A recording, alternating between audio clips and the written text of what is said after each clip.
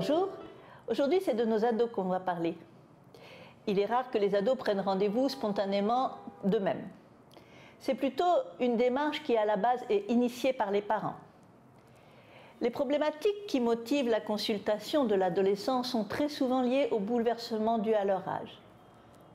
Ils sont d'ordre très varié et sont vraiment à traiter différemment qu'avec les enfants bien sûr, mais aussi qu'avec les adultes. Les adolescents ont les émotions à fleur de peau. Comme les adultes, nos jeunes peuvent souffrir de stress, d'angoisse et de dépression, voire de burn-out. Il est fréquemment des désordres alimentaires, des troubles du sommeil. Très clairement, les troubles du comportement peuvent découler de la consommation excessive de cigarettes, de narguilés, de médicaments, d'alcool ou de cannabis. Et très souvent, les parents, même les plus à l'écoute, sont les derniers à s'en rendre compte. Les difficultés scolaires, le stress des examens, la peur de l'avenir sont extrêmement perturbants pour nos jeunes. La rupture amicale ou amoureuse sont souvent aussi surdimensionnées par l'ado. Les différentes peurs, les phobies.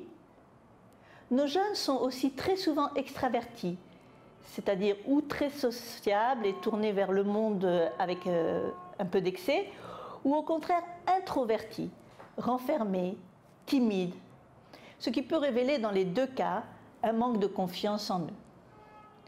Le harcèlement scolaire est aussi un facteur qui prend de plus en plus d'ampleur et qui n'est pas du tout à prendre à la légère.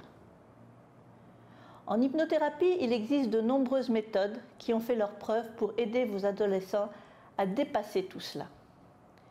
Mais avant tout, il est extrêmement important pour la réussite de la thérapie que je crée un lien avec cet adolescent. Et c'est aussi très important de lui assurer un cadre de confidentialité.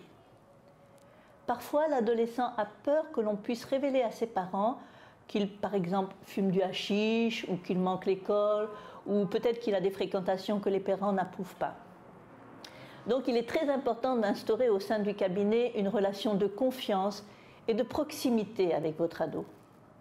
C'est ce que, en tant que professionnel, on appelle le cadre thérapeutique. Donc ce cadre thérapeutique doit favoriser le dialogue et la première séance doit créer ce lien très rapidement.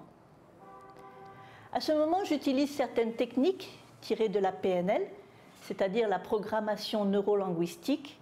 D'ailleurs, lors d'une prochaine vidéo, je vous expliquerai en détail ce qu'est la PNL. Mais pour faire simple, je vais utiliser sensiblement le même langage, la même gestuelle que lui ou elle, et je vais le ou la tutoyer. Je vais utiliser un vocabulaire faisant partie de son univers. Je rentre en contact de manière graduelle. Plus votre ado aura confiance, plus il se confiera, et c'est le but. Et là, j'insiste sur le fait que je respecterai son droit à la confidentialité, sauf si, bien entendu, votre ado révèle un grave danger pour lui. Bien sûr, je fais un feedback avec les parents en présence de l'ado. Par la suite, on définit ensemble, ado, parents et thérapeutes, les objectifs et la façon d'y parvenir. Quoi qu'il en soit, j'accompagnerai votre ado avec bienveillance sur le chemin de l'apaisement. À ce sujet, n'hésitez pas à nous contacter. Nous restons toujours à votre écoute.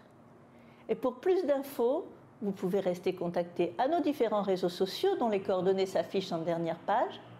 Et bien sûr, suivez-nous tous les mardis et tous les vendredis avec nos petites vidéos Hypnolien. À très bientôt!